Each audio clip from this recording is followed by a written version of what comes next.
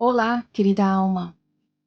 Essa mensagem trata-se do jogo político estelar entre os diversos grupos das constelações das Pleiades, diferentes raças e de grupos exilados de Capela que vieram para a Terra por diferentes interesses e disputas de poder, domínio e batalhas pela posse de planetas e tecnologias.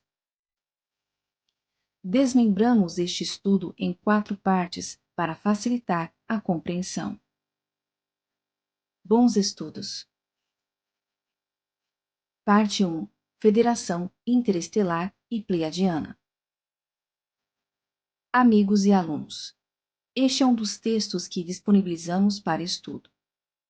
Trata do jogo político estelar entre os diversos grupos de Pleiades, suas diferentes raças e interesses, além dos grupos exilados de colonizadores e pesquisadores que vieram para a Terra e acabaram por experienciar seus processos encarnacionais.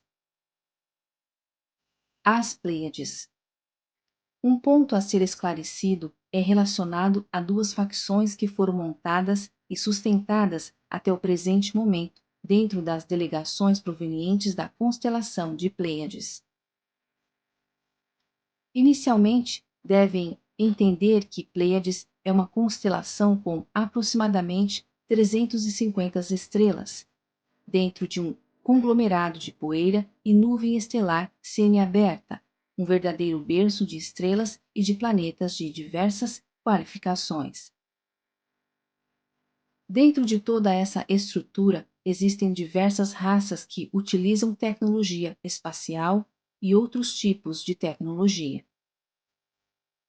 Esse grupo viria a formatar a Federação Unida dos Planetas dentro desse conglomerado e, posteriormente, iria se anexar à Federação Intergaláctica, que já possuía integrantes de outros sistemas estelares e constelações. No entanto, dentro das disputas de poder entre as raças adâmica diária e a dos semitas, devido às batalhas, acabou se criando 2 facções políticas. Portanto, a Federação Pleiadiana está relacionada à raça ariana diária, que dentro de 3D a 5D formatou a realidade do novo Império Pleiadiano. Essa estrutura não reconhecia na totalidade a idoneidade da Federação Interestelar e da Unida de Planetas, justamente por questões de ordem político-racial.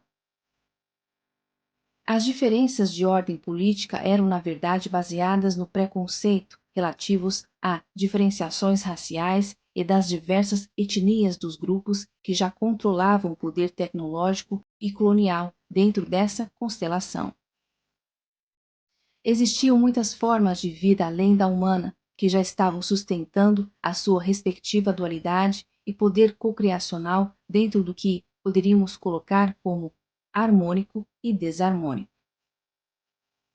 Isso gerou competitividade e, com isso, a disputa de poder e a vontade natural de escravizar seus concorrentes, o que levaria à batalha e confrontos de diversos aspectos. O conglomerado das Pleiades sustenta até o presente momento etnias raciais de insetoides e derivações de seres alados muito anteriores ao surgimento da espécie humana. Isso fez com que a dualidade e disputas pelo espaço dentro das colonizações dos arianos e dos dracos se tornassem bem complexas e cheias de situações de disputa de poder e de batalhas pela posse de planetas e tecnologias dos seres que já existiam antes deles. Assim, o histórico interno deste conglomerado é bem mais profundo do que se relata nos livros canalizados dos emissários das Pleiades.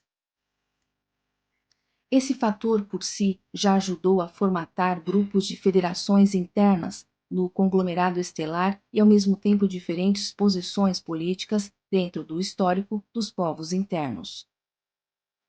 Assim, a Federação Pleiadiana acabou por se formatar a partir dos povos internos e não dos externos, como muitas pessoas imaginam, justamente por existirem muitas federações estelares.